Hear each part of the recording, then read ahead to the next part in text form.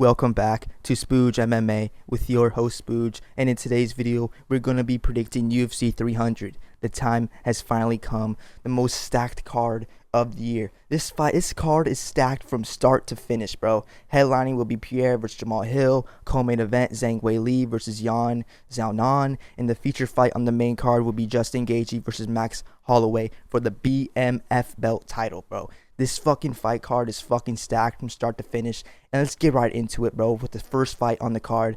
Figueiredo versus Cody Garbrandt. What a fight to start out our evening on Saturday, bro. Two former champs going at it. And I'm going Figueiredo to win via submission. I think he's going to look to test Cody Garbrandt's ground game. Cody Garbrandt, the best grappler he faced was Rafael Assunção in the UFC. And, you know, we all know what happened in that shit. Fucking Cody Garbrandt loads a right hand from his ankles and lands that shit on Rafael Assunção. One of the best KOs I ever seen. But in this bout versus Figueiredo, of course, Figueiredo first round, I believe he's going to look to take Cody Garbrandt's head off. But I think, you know, longer goes the fight, I believe he's going to try to start clenching up and start bringing Cody Garbrandt to the ground to test his ground game and give Cody Garbrandt his first submission loss, dude. I can see it, bro. And it's fucking, if you don't remember, before, you know, the Moreno fights for Figueiredo was submitting this competition, you know, fucking submitted Alex Pereira, fucking submitted Yousef Benavidez, and he TKO'd him.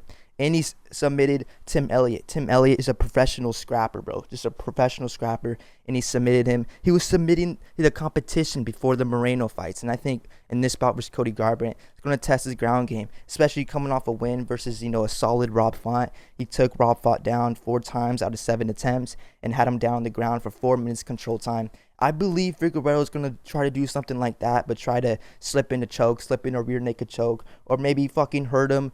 Cody Garbrandt goes in for a level change and, you know, goes in right into a Figueiredo guillotine, bro. So, but I'm picking Figueiredo to win this bout via submission. Let's go, my boy Figgy, for the nice submission win over Cody Garbrandt. Give Cody Garbrandt his first submission loss. Let's fucking go, G. This fight, too. What a fucking banger to start out our evening, to start out UFC 300, bro. This shit's gonna be fucking sick, bro. This fight is gonna be so fucking sick. This whole card is gonna be fucking sick. I'm so fucking ecstatic, so fucking happy for this Saturday, dude. Next bout, Bobby King Green versus Jim fucking Miller. If Bruce Buffer won't do it, I will do it for you, Jim Miller. Jim fucking Miller, bro. But unfortunately for Jim, I do see Bobby Green winning this bout via decision, you know.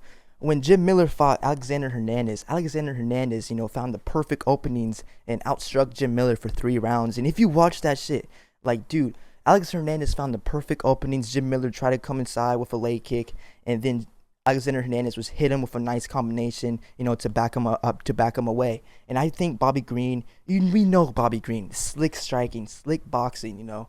He is coming off a KO loss to Jalen Turner, and you know Bobby Green is trying to, you know, get back in the win column following that loss to Jalen Turner. Jalen Turner hit him with a nice, beautiful right hand, dropped him, you know, jumped on for ground and pound, and gave us one of the worst, you know, ref stoppages in the fucking world. Late fucking stoppage by that ref. Whoever that ref was, he should fucking hang himself. No, I'm just kidding. I see Bobby Green putting together a nice, beautiful masterclass on the feet over Jim Miller this Saturday. Jim Miller, maybe if he does, he'd look to change levels and bring this fight to the ground. Maybe he can cause some problems to Bobby Green. But Bobby Green, you know, we see him on the ground. He hit Tony Ferguson with one of the best submissions I've ever seen.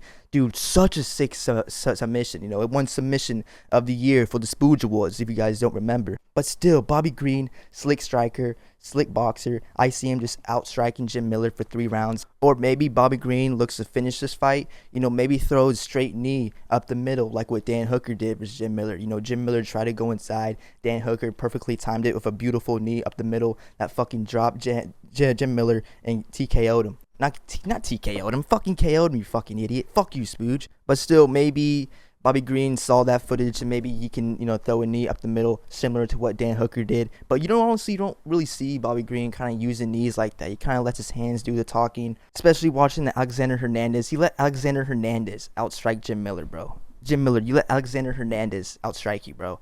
And dude, Bobby Green, he's gonna put on a fucking masterclass. He's gonna fucking outstrike Jim Miller for 3 rounds. He's gonna hit him with combinations and like laugh and point at him and shit, But I can see Bobby Green masterclass this Saturday, decision win, despite outstriking Jim Miller for 3 rounds. Let's go, my dog, Bobby King Green. Let's go. Next bout, Jessica Andrade versus Marina Rodriguez. I'm going with Andrade to win via TKO. Marina Rodriguez, when it comes to the ground game, she gets out-controlled. When she fought Verna Jandiroba controlled her for like 12 minutes on the ground, easily took her down, and had her way with Marina Rodriguez with the grappling. But Jessica Andrade, she does fire back on the feet.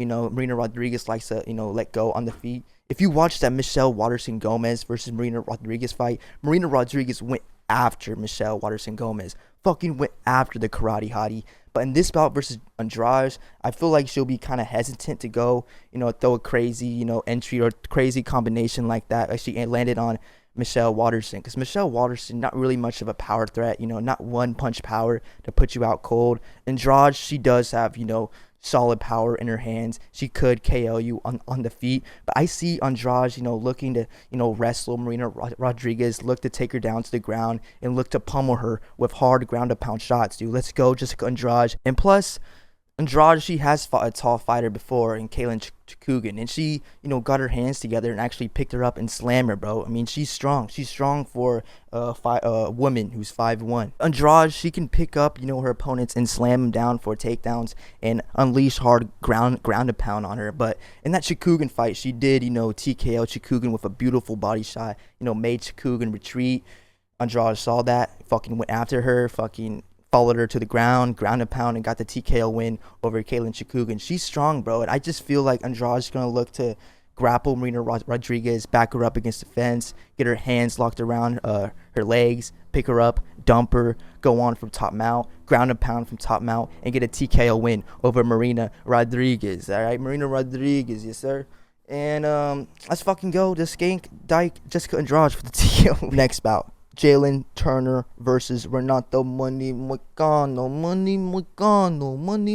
In this bout, I see Money Moicano winning this bout via submission. Jalen Turner is coming off a great win over Bobby Green. Moicano's striking has gotten better since his Rafael Fiziev fight, and plus he's coming off a great win over Drew Dober. Drew Dober goes into every fight looking to tear your fucking head off, and Renato Moicano got 3 takedowns out of 6 attempts and out-controlled him for 10 minutes. And plus, if Jalen Turner, loses to a Garbrandt who's 5'11", he's like 5'9", you fucking idiot, Spooge. Fucking retard. But if you let fucking Garbrandt, take him down 4 times out of 12 attempts and out-control him for 6 minutes, bro, I'm pretty sure Renato Moicano is going to look to take him down and look to control him, sink in a body triangle, lynch up the rear naked choke, and get Jalen Turner to tap via submission, bro. Let's go, Money Moicano. Plus, if you think the height difference will be a problem, Moicano, he has fought in a 6'1" fighter in Jai Herbert, who's only 3 inches shorter than Jalen Turner, and he took down Jai Herbert 5 times out of 7 attempts and out-controlled him for 7 minutes, and eventually getting the nice submission win over Jai Herbert. I'm pretty sure Renato Moicano is looking to do the same, get inside, clinch up, look to take him down, control him via top, land some nice ground and pound shots here and there, but eventually looks to take the back. Body triangle slipped in, rear naked choke slipped in, and Jalen Turner is going to go out cold. Let's go, Money Moicano. Another 50K bonus on top of that. Let's fucking go, Renato Moicano. Shit, dude. Fuck yeah, I'm so pumped for this fight too. Holy shit, I need to get a pump. Next bout, Sodiq Yousef versus Diego Lopez. And this bout is going to be a scrap right here. This is probably going to be Diego's first real test in the UFC versus a really good fighter in Sodiq Yousef. He is coming off a decision loss to Barboza, and it was really close between him and Edson Barboza.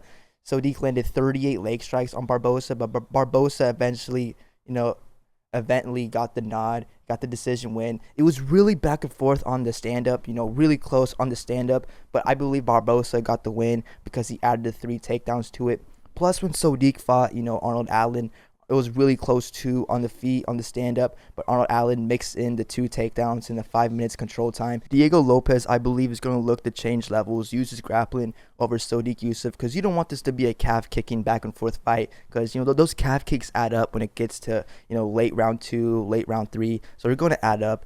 Diego Lopez is going to look to change levels, grapple with Sodiq Yousef, and out-control him and win via decision. Let's go, my dog, Diego Lopez. This is going to be a scrap, bro. Real fucking scrap, but I see Diego Lopez winning via decision. Going to be real back and forth on the stand-up, but then when Diego Lopez adds the takedowns to it, he's going to get the decision win. Let's go, my dog, Diego Lopez, for the fucking decision win. Fuck yeah, dude. Next bout, Kayla Harrison versus Holly Holm. This is going to be Kayla Harrison's UFC debut. You know, will she be able to handle UFC caliber fighters, especially in a former champion, Holly Holm? Holly Holm has actually got more wise, more smarter, you know, in her later days in her MMA career, you know, adds clinch entries and adds, you know, clinch controlling to her game plans. And of course, she has the quick kicks, the calf kicks, the body kicks, and of course, the famous head kick. Kayla Harrison knows all Holly Holm's tools. She's going to be prepared from all the kicks. And plus, if Holly Holm goes for a clinch entry and tries to enter clinch to back Kayla Harrison to the cage, Kayla Harrison's going to easily sweep her, take her down, and beat her up from top mount, elbow her from top. And plus, I did see, you know, she was working on a few arm triangles when she was training on embedded, so watch out for her arm triangle, bro. But I see Kayla ultimately winning this bout via TKO by ground and pounding Holly Holm and controlling Holly Holm on the ground and get a nice TKO win over a WMMA legend, Holly Holm, former champ. And this is going to start, you know, Kayla Harrison's career, bro. Her UFC career. It's going to put her on notice in the UFC. And let's fucking go, bro. And plus, dude, like, when I was researching this fight, you know, when you go on the ESPN, like, former, like, UFC fights, you know, you could look at the cards and the stats and shit. When you go to PFL, like her former fights in PFL, you can't even see any of the fucking stats, dude.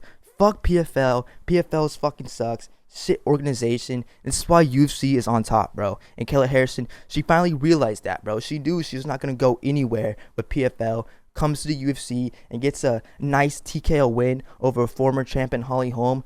It's going to look good on her, bro. So let's fucking go, Kayla Harrison, for the TKO win. Next bout, Calvin Kattar versus Aljamain Sterling. This is going to be a really sick bout. Really interesting, too. Sterling's featherweight debut. We get to see how he does when he doesn't have to shed an extra 10 pounds to make bantamweight. But Calvin Kattar's coming off the ACL tear. We get to see how he moves on that knee. I do imagine he's fully recovered by now, but we get to finally see how he looks in the, you know, in the octagon on Saturday.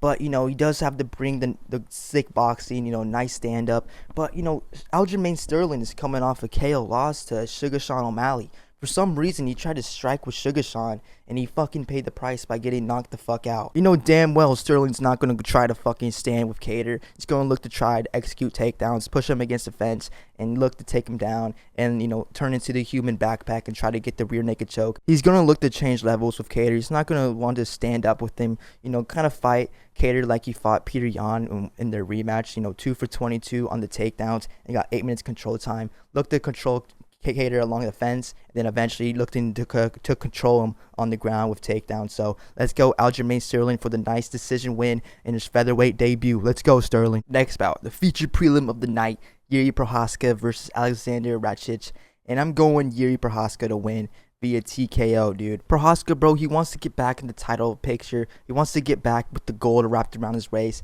and he's going up against Alexander Rakic, who does have solid leg kicks. I don't know if you remember the Pier versus Procházka fight.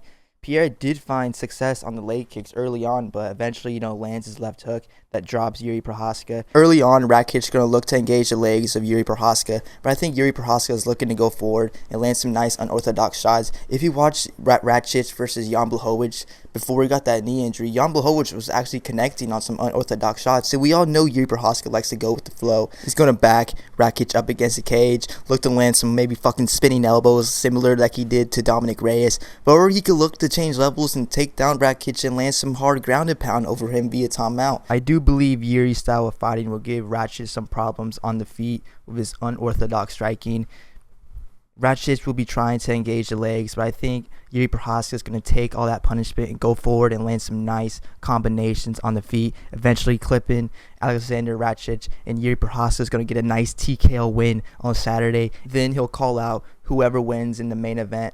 between Alex Pereira and Jamahal Hill, bro. We need Yuri Prochazka back in the winning column, bro. We need him back winning. And if he gets a stellar knockout over Alexander Rakic, I will be fucking really pleased, really happy with my prediction and with his performance. So let's go Yuri Prochazka for the TKO fucking dub on Saturday at UFC 300. This card is fucking stacked, bro, for this to be only the featured prelim of the fucking fight, bro. It's fucking insane. Next bout, first fight on the main card, Bo Nickal versus Cody Brundage. Easy pick'ems, bro. I'm going Bo Nickal to win via TKO. He's gonna fucking wrestle Cody Brundage, take him down, and unleash some hard ground and pound over Cody Brundage and get a TKO win over this fucking bum. Cody Brundage, like, why is he get to fucking open up the main card? Why can't Yuri Prochazka versus Rakic open up the main card? I get they're trying to, boost Bo Nickal's popularity, but it's like Cody fucking Brundage. Like, are you fucking kidding me? Cody does not deserve this. This dude does not deserve this to fucking open up the main card at UFC 300. Get the fuck out of here, dude. But still, Bo Nickal's gonna get an easy TKO win over Cody Brundage. It would be kind of crazy if Cody Brundage collects another slam KO win. If you watch his last bout, he got a slam TKO. Wouldn't that be crazy? Like, Bo Nickal tries to go in for a triangle from bottom, and then Cody Brundage just picks him up and just slams his ass down on the fucking canvas. That would be fucking mad. But I think Bo Nickal, he's trained for this. He's going to wrestle Cody Brundage, out wrestle him, and get a TKO win over Cody Brundage. I mean, Cody Brundage, he got out-controlled by Cedricus Dumas. Cedricus Dumas out-controlled this dude for 11 minutes. That's fucking mad. Bo Nickal, he's 10 times better than Dumas, and he's going to finish Cody Brundage on Saturday with a nice TKO dub. Let's fucking go Bo Nickal. Next bout, Charles Oliveira versus Arman Tsarukyan. This is going to be a really interesting bout, bro. Really fucking interesting. I mean, Arman Tsarukyan, will he be looking to wrestle with Charles Oliveira? I mean, even if he doesn't, Charles Oliveira, like, he's down to pull guard and pull opponents and work from his back, bro. He's comfortable to work from his back. He has good submissions offensively and defensively. But it's just going to be interesting how Arman Tsarukyan engages, with the wrestling. Like, would he be good offensively with the wrestling? Like, what if Oliveira does pull him down and, he pulls guard and starts working from his back? Like, would he get caught up in a triangle, or would he work his way out and want to keep this fight remain standing on the feet? But if it remains standing on the feet, Charles Oliveira, he does have a solid hard right hand. Drop Beneil Dariush. And a solo head kick, too, that he was landing on Beneil Dariush. And Arman Tsarukyan, when he fought Beneil, I mean, he honestly couldn't really get to grapple with him because he KO'd him quickly in the first round. But when Arman Tsarukyan fights a good grappler in Mateusz Gamrot, he gets out-controlled by Mateusz Gamrot. But it's just going to be really interesting in this bout, and I think Charles Oliveira is going to win via decision. Even if he does get taken down by Arman Tsarukyan, full faith in him to work his way back up the top mount and, try to get his offensive submission game going, bro. Let's fucking go Charles Oliveira for the decision win. And I'm just mad that this is 3 rounds. This is only 3 rounds. Imagine this was 5 rounds. This would be a fucking banger to see what happens in the last, 4th and 5th round if it, goes that far. But, dude, this fight's going to be a fucking banger. 3-rounder. I'm going Charles Oliveira to win via decision, getting the more takedowns, getting control time. Even if Charles does get taken down or does get dropped. If you not remember the Michael Chandler fight, Chandler dropped Oliveira twice, and Oliveira still managed to get up and slip in a choke for a submission win over Michael Chandler. Even if Tsarukyan gets a takedown or he gets the knockdown on Oliveira, Oliveira is still going to be in the fight, working off his back. Maybe slips in a triangle choke off his back. Or he scrambles to top mount, tries to go for an arm triangle, tries to, beat him from the top mount. But I just see when it comes to grappling, Oliveira having the advantage. It's just going to be really interesting to see if Arman Tsarukyan is down to go to the ground with Oliveira. And I just think Oliveira is going to edge him out and get a nice decision win. Let's fucking go Charles Dubron Oliveira. Next bout for the BMF title, Justin Gagey versus Max Holloway. And this is going to be a fucking scrap right here, bro. This is going to be a scrap. And I know, like, when this fight got announced, I did early predictions, and I said Max Holloway was going to get the TKO win. Now that time has flew by. I kept thinking about it, more and more. And I rewatched Max Holloway versus Brian Ortega. And if you watch that fight, that 3rd round, Ortega caught Max with a left hook and straight right hand down the pipe. then followed it up with a left and another hard right hand that rocked Max Holloway. But of course, Ortega doesn't add on to it. He shoots a fucking double leg. If Ortega would have add on to it, he might have fucking TKO'd Max Holloway, bro. I never seen Max Holloway get hit like that. And Justin Gaethje, real power behind his shots. If he lands that type of combination on Max Holloway's going to sleep, bro. He's going to fucking sleep. Justin has more power in his hands, and he's going to rock Max. Even if they start trading like sock'em, rock'em robots, Gaethje's still going to have the power advantage, and eventually he's going to clip you like he did Barbosa. Like when he fought Barbosa, that was a real rock'em sock'em type of fight, and eventually lands a nice right hand that puts Edson Barbosa out. And Max Holloway is coming off a KO win between him and the Korean Zombie. But let's be honest, dude, the Korean Zombie's chin was fucking gone. That shit was powder when they fought, dude. That shit was fucking tragic, dude. Brutal KO by Max Holloway. But Justin Gaethje does have a solid chin, coming off a great KO win over Dustin Poirier. Hit him with a perfect head kick, and he's going to look to blow the roof off UFC 300 with a spectacular finish over Max Holloway, bro. Max Holloway, he's going to be tested. That chin's going to be fucking put to the test between him and Justin Gaethje, and Justin Gaethje is going to get the TKO fucking dub, bro. Let's fucking go Gaethje for the TKO win, dude. Early on the fight, Gaethje's going to be beating the legs of Holloway. Holloway's going to get annoyed. Holloway's going to, point at the middle of the canvas, and they're going to try to let go on each other, and Gaethje's going to fucking rock Max Holloway like he's never been rocked before, and going to send him into the shadow realm, bro. Let's fucking go Justin Gaethje for the TKO win over Max Holloway this Saturday, and he's going to remain the baddest motherfucker, bro. Let's go Justin Gaethje. Next bout, the co-main event, Zhang Weili versus Yan Xiaonan. And, dude, easy pickings. I'm going Zhang Weili to win via submission. I mean, she's coming off a dominating performance over Amanda Lemos. 6 takedowns out of 7 attempts, and controlled her for 16 minutes. And she got a knockdown in that bout. Yan Xiaonan, coming off 2 great wins, but she lost to Carla Esparza.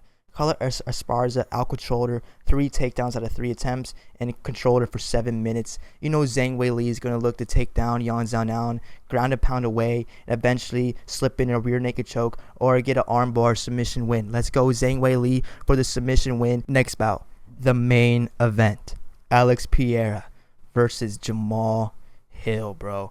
This fight is going to be fucking crazy. Of course, Alex Pereira, he has the power, the left hook, the right hand. It's just going to be, what is Jamahal Hill going to do when Alex Pereira lands flush, bro? Will he be able to take it, or would he go down like a sack of potatoes?